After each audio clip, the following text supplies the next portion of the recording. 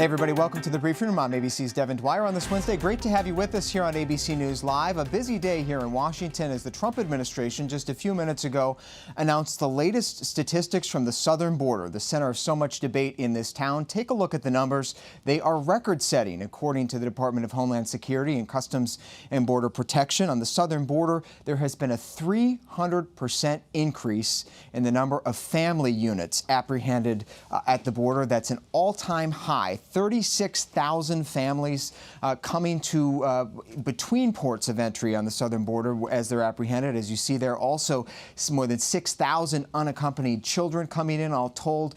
In the past month alone, 66,000. It's set up what is really a humanitarian crisis in addition to a security crisis. Children with their parents going and put into custody. Six in fiscal year 2016 died in U.S. government custody, which is a tragedy in itself. And you may recall the case of 7-year-old Jacqueline Call of Guatemala, who died in December in Customs and Border Protection custody. There you see Jacqueline. She had crossed the border near Antelope Wells, New Mexico, a remote, isolated area about 170 miles southwest of El Paso, Texas. You see it there on the map. And that is the home district, congressional district of our next guest, Congresswoman Xochitl Torres-Small. She's also chairwoman of the House Homeland Security Oversight Committee. Great to have you with us, Congresswoman.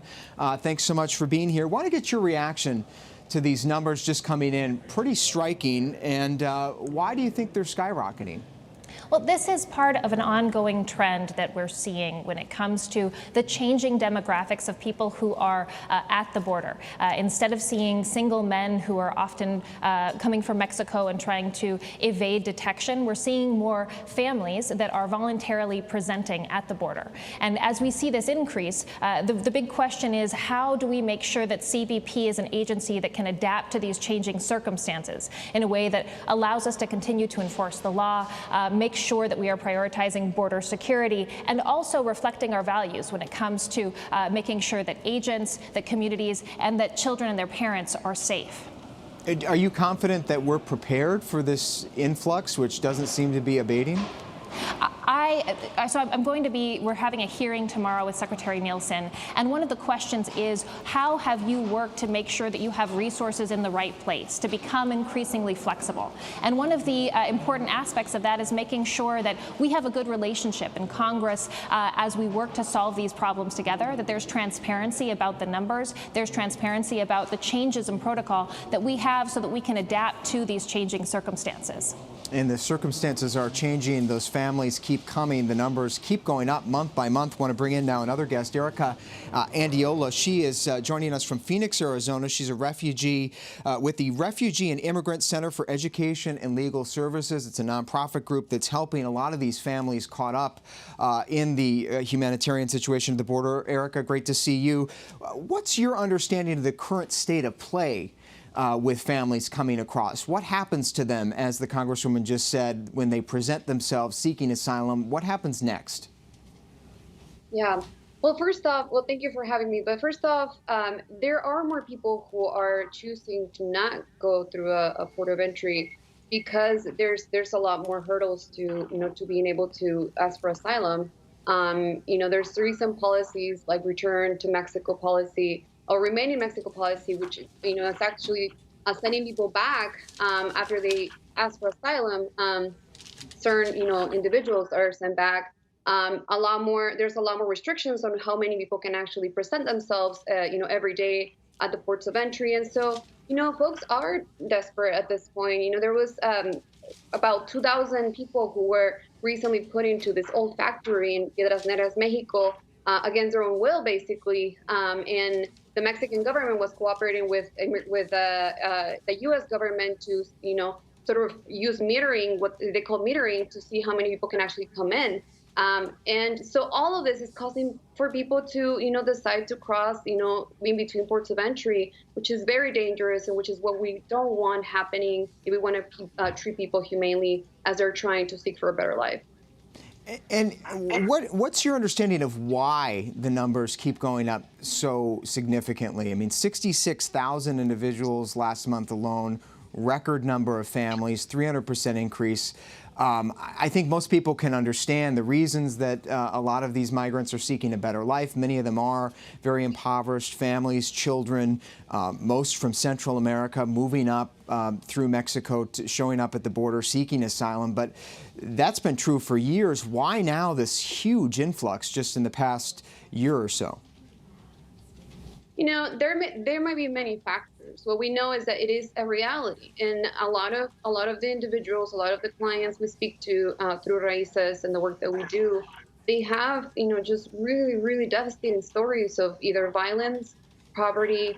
You know, it's going up, and it's just a reality. People migrate when their, you know, living conditions get worse and worse. They migrate, and it's natural, and it happens. Now the question is, how is the United States going to respond to this? And the answer is not a wall. The answer is not, you know, taking children away from their parents as they come in. And none of those are answers. Right now, what we need to figure out is how do we fix our immigration system, and we create ways for asylum seekers to actually have the ability to ask for, you know, ways to be in the United States, in countries where they're not going to be harmed and where they're going to have a better life for their children. And the care of those asylum seekers has been front and center in so much of the debate just in the past couple of months, particularly after the death of Jacqueline Call, the reports of abuse, widespread abuse in U.S. facilities.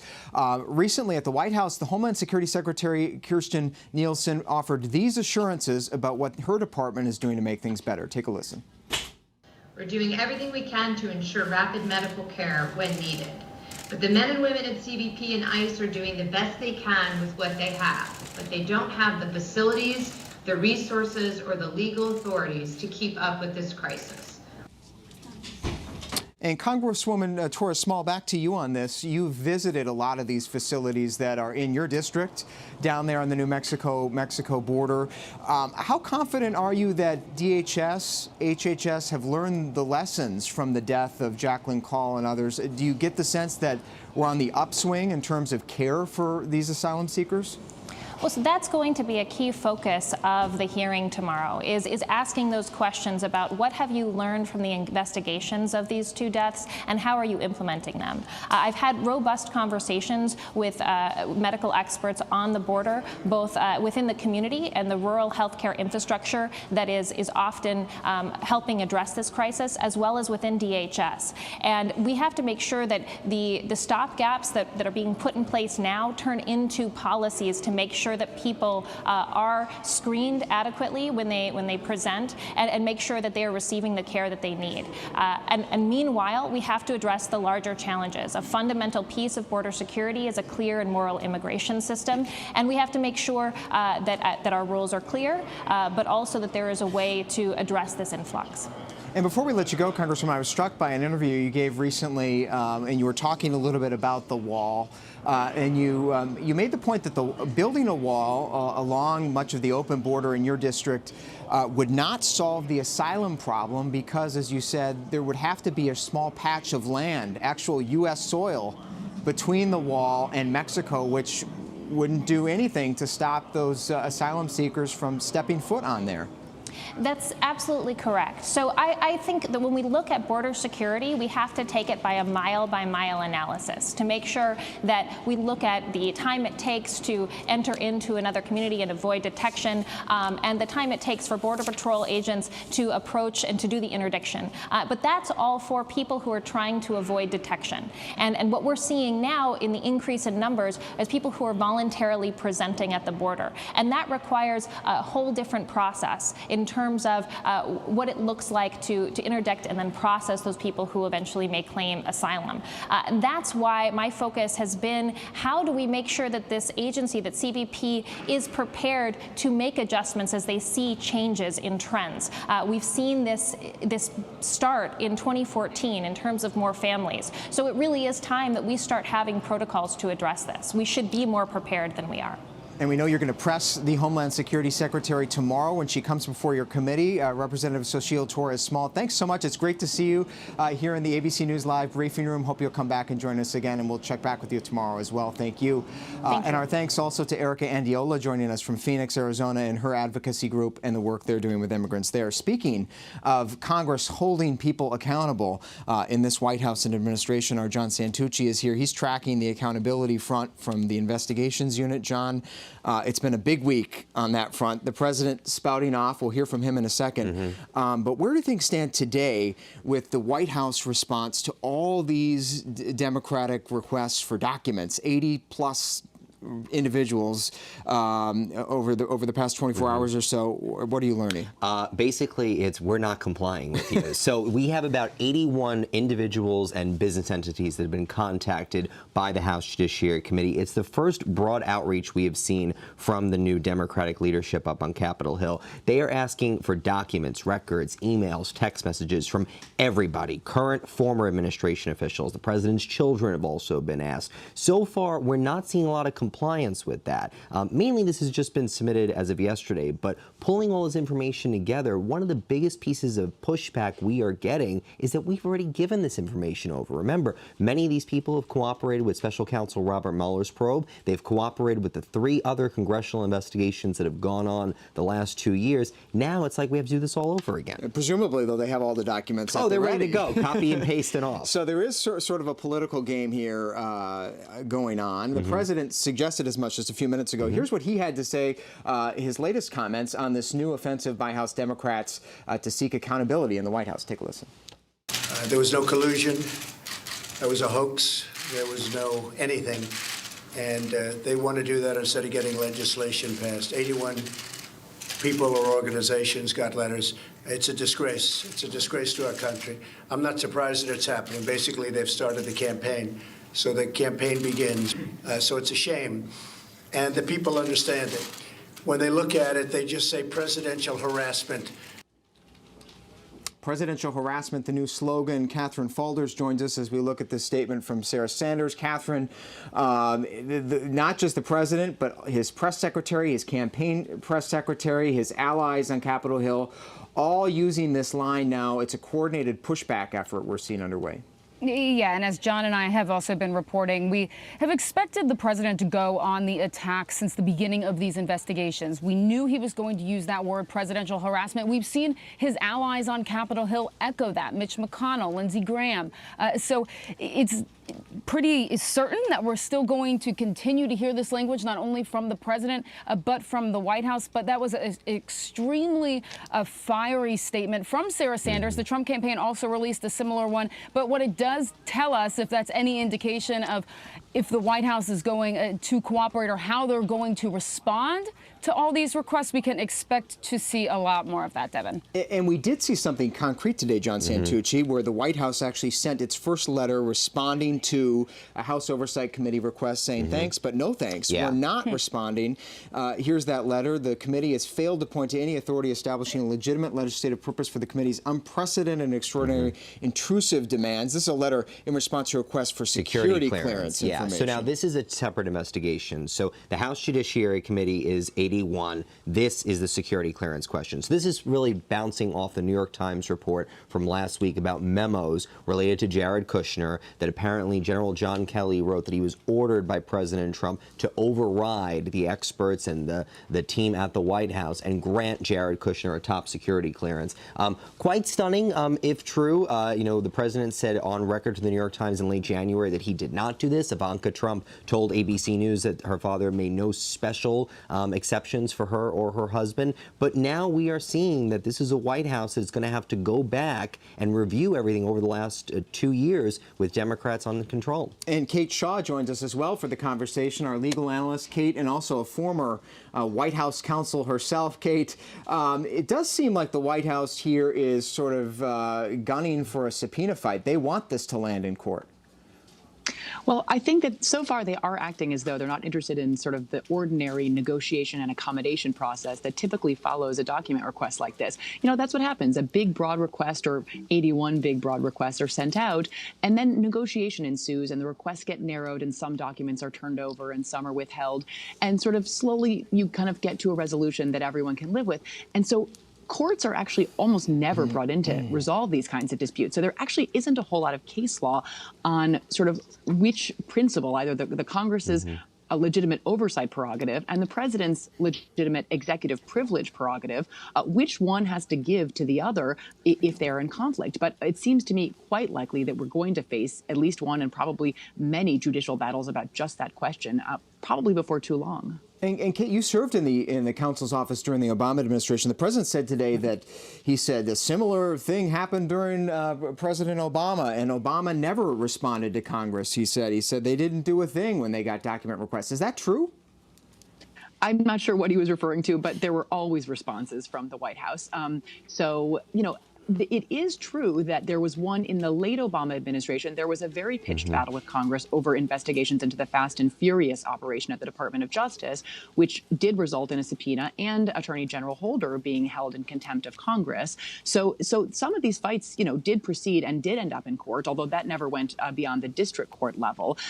But it's absolutely the case that every White House initially resists broad requests from Congress. But it's also the case that historically every White House has ultimately cooperated to some extent. And so it'll be interesting to see how they proceed beyond just the rhetoric of today. And this White House had anticipated this, John Santucci. They had been mobilizing for months before this very juncture this week. And remember, they had a big change at the end of last year. Don McGahn, the White House counsel, stepped down. Many of the individuals that he brought with them from his former law firm, Jones Day, had left with him. Almost 40 people exited the White House counsel's office. Pat Cipollone, the new White House counsel, has staffed up, brought a lot of individuals with past experience in oversight. And take a look at this graphic here, just to explain how this is going to work now for the Trump world and what they're going to have to deal with. What they're looking at is that it's going to be 3 different entities that are going to have to respond to contacts from Congress. The first one is the presidency. That is the White House counsel's office. So that is Pat Cipollone, anything to do with the actual functions of the job of the president. The second one is going to be Trump's personal attorney. So the actual president. Giuliani. Correct. The president, the man, the individual. So Rudy Giuliani, Jay Sekulow, Jane and Marty Raskin, the federal prosecutors, foreign prosecutors that are helping them. They're the ones that are going to have to deal with specific questions about the president, Donald Trump, the man. The third, considering the president that we have here, this man has a very big company, the Trump Organization. So there is a full legal team that's been assembled. One of the former White House ethics lawyers has joined that team. They are bracing for a big battle. And the difference also we have to remember is that anything that involves the president or the presidency, so teams 1 and 2, they could declare privilege. They could get away with blocking subpoenas. When it deals with the Trump Organization, our sources have told us they are going to be forced and have to comply when they're contacted. Now, one of the topics that they're going to be fighting over perhaps most fiercely is the tax returns issue. The president, he has not released any of his tax returns. Breaking with President, I want to bring in our White House correspondent, Tara Palmieri, who has some new reporting on the tax returns issue. Tara, you've learned just in the past 24 hours that Hill committees have staffed up, got teams together. They are getting ready to go after the taxes. Tell us what you know. Well, the Mueller report was certainly a factor in terms of when they would start preparing to ask for a request for the president's tax return. But after Michael Cohen's bombshell testimony, they all feel more empowered. There's a lot of pressure from other committees for the House Ways and Means Committee, which has the jurisdiction to ask for a tax return, to start advancing that request. It's a 1-page document, 2 paragraphs, nothing crazy. But they are really preparing for the fact that they expect that those letters will be ignored. They'll have to go to district court and then the Supreme Court. They have 4 lawyers working on it right now, which isn't that many if you think about it. But it's a big They've really ask. decided to pick this battle first. Right, and it's personal tax returns that they're going after. Originally, they were thinking Trump Foundation, Trump Organization, but they think, you know what, instead of doing sort of what Nadler did, which is like a bit of a free-for-all and see who responds. They want to focus on the one thing, the personal tax returns, and if they get that, they think the others will follow. But it's going to be a long fight. And they have to work with the Treasury Department to get the tax returns, right? It's Secretary Mnuchin who authorizes the IRS to hand over those tax returns. I don't expect that they're going to do that very easily. He said they put out a statement saying that they'll look at the legality of it. But he has a relationship with Chairman Neal, who actually was very cautious about it. But I think he's feeling a lot of political pressure, and I think also feeling pressure from within his own panel. And so, as you just suggested, this is likely certain to appear before the Supreme Court, if starting in federal district court. Let's go back to Kate Shaw. Kate,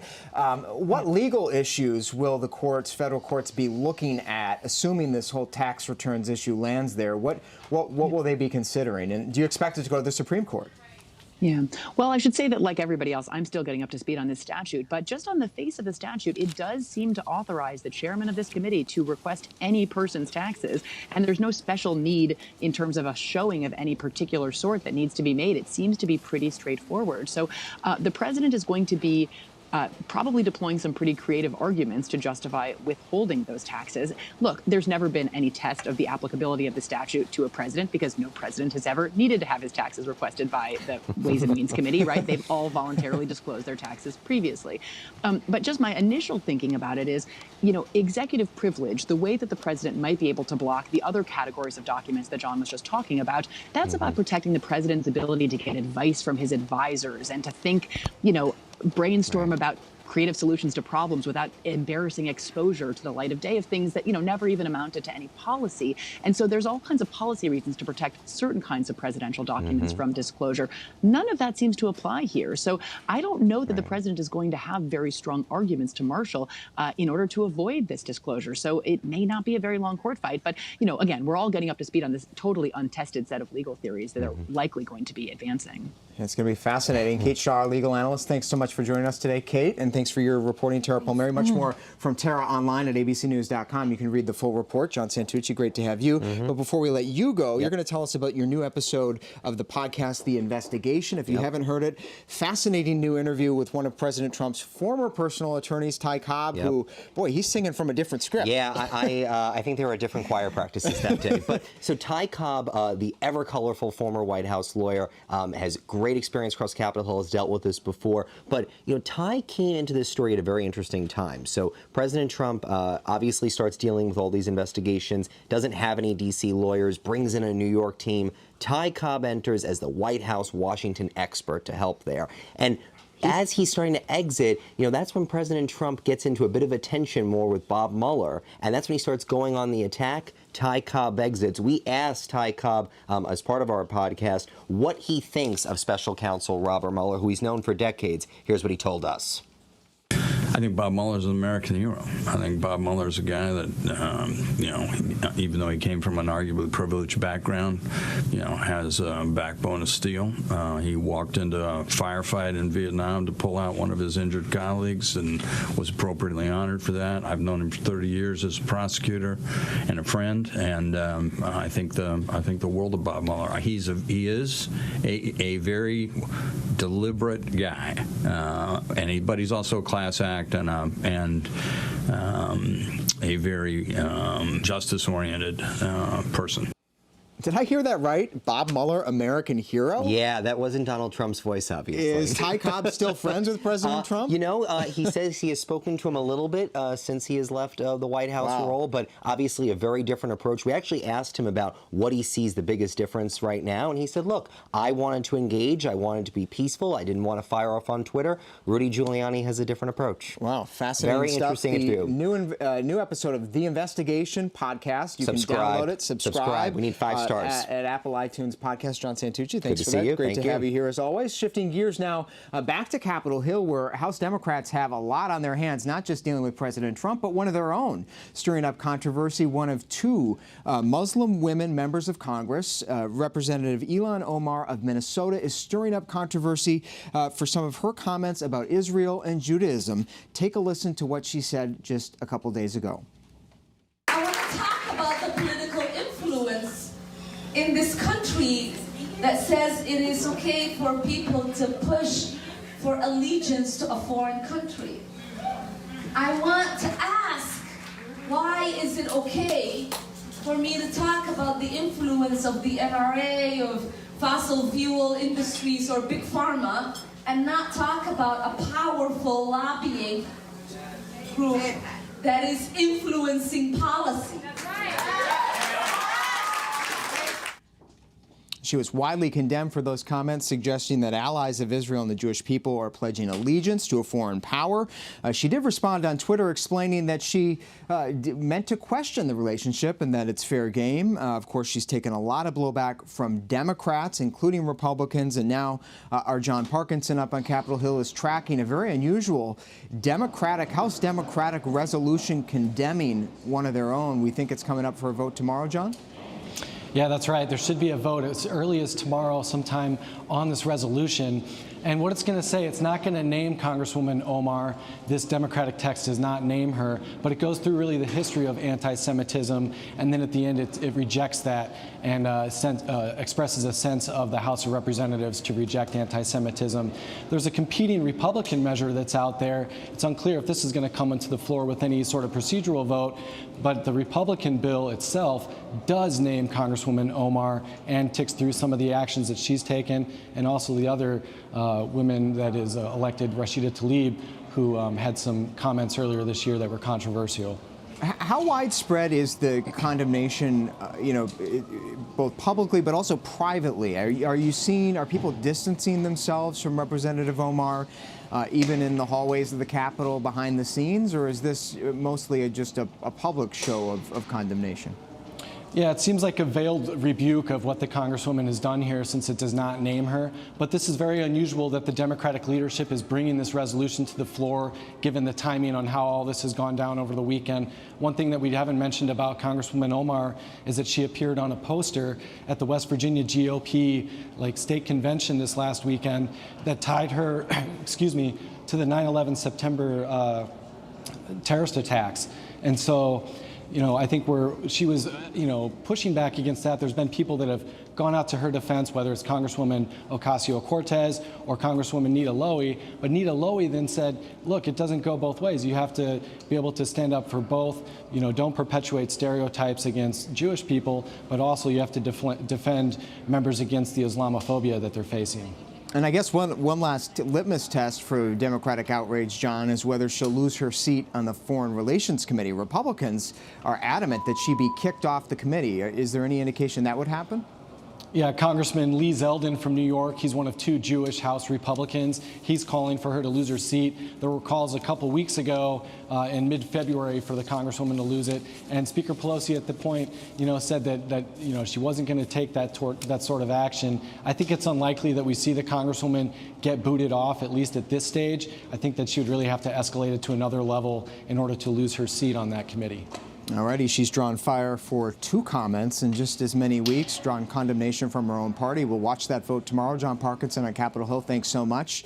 To you, thank you for watching us here in the briefing room today on this Tuesday, very busy Tuesday. Hope you would join us back here tomorrow, 3:30 Eastern Time. I'm Devin Dwyer in Washington. Hope to see you then.